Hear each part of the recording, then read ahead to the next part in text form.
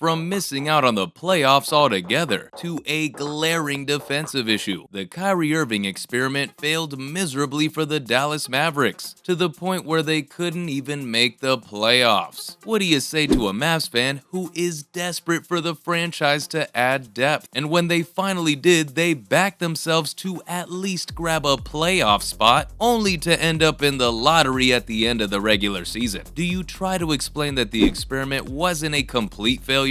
Of course not, because it clearly was. If you've brought in a player solely to finish as a top 6 seed and you finish 11th, 5 places behind the last playoff spot, while not even getting into the play-in, then I don't care what anyone says. This was a terrible move in hindsight, but not just in hindsight, as I'll elaborate further in a minute. However, strictly talking about Dallas's playoff ambitions, it wouldn't be wrong to say that the team was better off with only Luka Doncic pulling the strings, rather than including Kyrie Irving to the fore, which somehow made things worse. And to think the Mavericks' odds of winning the NBA championship were plus 2,000 before the Kyrie trade. Then they shortened it as soon as the trade became official to plus 1,200. Yet it couldn't possibly have been a worse indication of what was coming, because simply put, the Dallas side got much worse without Irving. I'm not the one saying it, it's the stats, and the stats do not lie. Without the former NBA champion, the Mavericks finished the season with a 30-32 record. It wasn't bad, and it wasn't going to get them a playoff spot, but they had managed to hover above the 500 mark on a couple of occasions throughout the season. The way Luka was playing, it's hard to say that the Dallas side wouldn't have at least grabbed onto the play-in tournament. However, with Kyrie on the team, the Mavericks played 20 games, losing 12 of those games and winning only 8. The difference in results isn't negligible, by the way.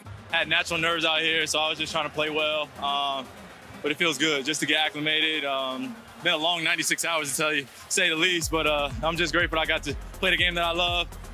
With some guys that were selfless out there, and it just feels good. Their win percentage with Kyrie was .400%, and without Kyrie, it was much closer to the 500 mark at .484%. Now, you compare that to the impact that Doncic had on the Mavericks, especially when he was tasked with the rock, and you get an exact 33-33 record in games that the Slovenian played, compared to an extremely mediocre 5-11 at nearly .313% when he wasn't playing.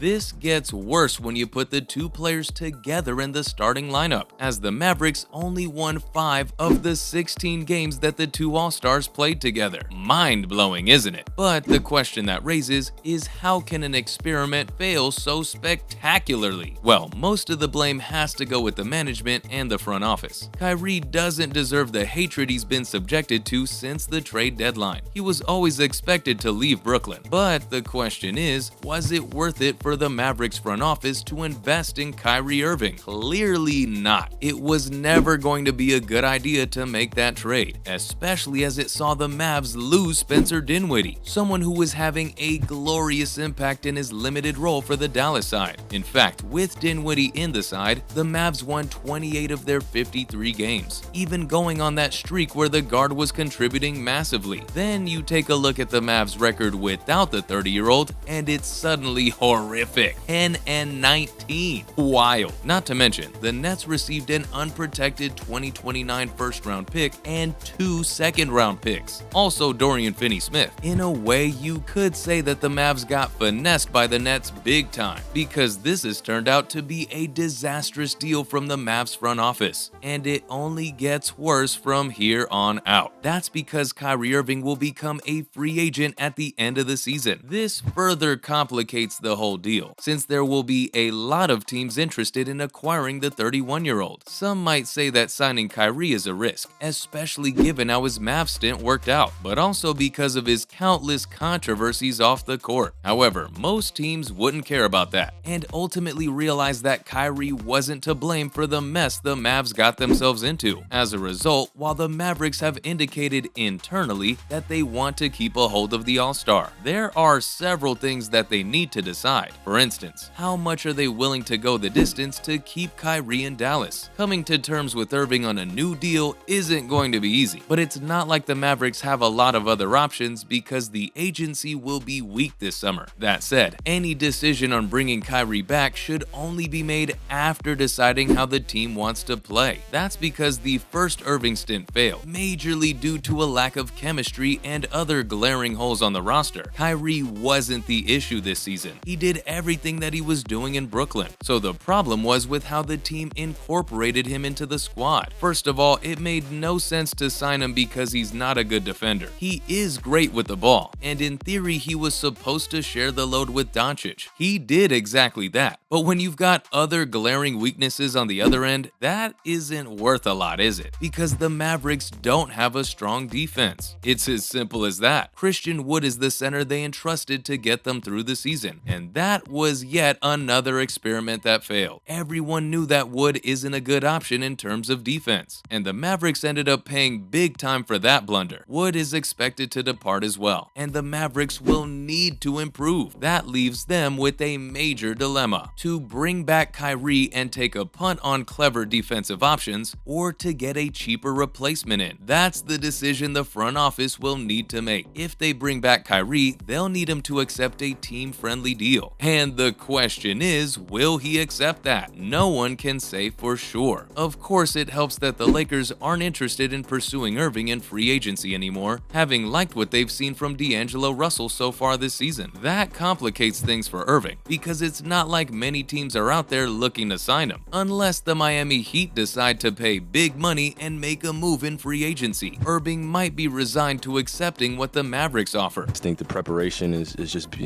it comes down to being intentional with my reps. And, obviously I could sit at home or be on the court and be like, I wish my foot felt as great as it has all season, but it's just not the reality.